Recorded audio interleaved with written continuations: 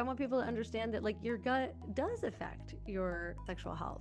Yeah. I want people to understand that taking supplements that support your brain may also support your relationships. If you could teach the world one key insight about intimate health, something that really moves the needle, what would it be? This morning was my Ask Me Anything, and I was having this conversation with a group of men that they're here because I am a coach, right? Yeah. Not because I am a health coach, and certainly not because I am an expert in supplements, but they're asking about the relationship between digestive issues and erectile dysfunction. And they're asking me about probiotics, digestive enzymes, serotonin, like how to heal a gut, like all of these things. What I want people to really get is how deeply integrated everything is. How the body is just a reflection of the mind, is a reflection of the spirit. How being able to feel and describe in felt sense our emotions is really as key to giving them names. I want people to understand that your gut does affect your sexual health.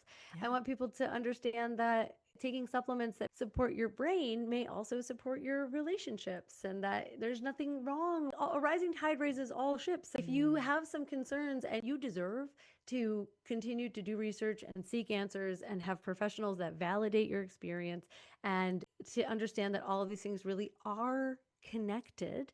And I think, as long as you are addressing the whole from every angle, totally, get your supplement game up, and to feeling better in your physical body, that will have a positive impact on your relationships and on your sexuality. Like healing your gut can impact the way that you experience yourself erotically. We are just a singular system. These are not discrete systems, and they do all impact the whole. Yeah, absolutely. I love that. Everything is interconnected. At Shaw, we train many people who are wanting to work in the intimate health and relationship space.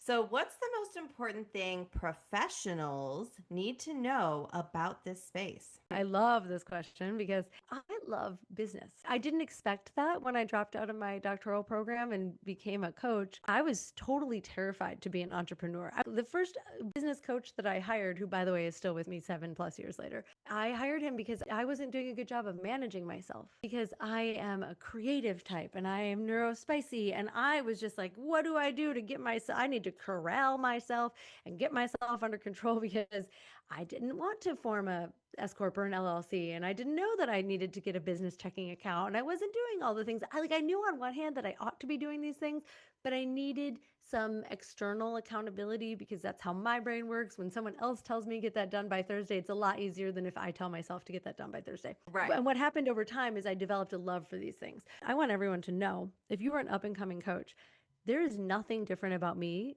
and you. You think that spreadsheets are spooky and scary, or that signing up to take credit cards, or getting that business checking account, or setting up your calendar so that you can more easily schedule your clients or whatever. It was scary for me too. All of these things, I had to talk myself into doing those things. I had to hype myself up in order to push go or sign up for that or set up the technology. But I, just like most other entrepreneurs and solopreneurs, had to go through all of those steps, and I had to talk down the little demon on my shoulder that was like, you're not good enough and you can't figure this out and you'll never be able to, and yada, yada, yada. And I had to say to myself, you know what? If Joe Schmo can go out there and set up an LLC or an S corp, then I bet I can too.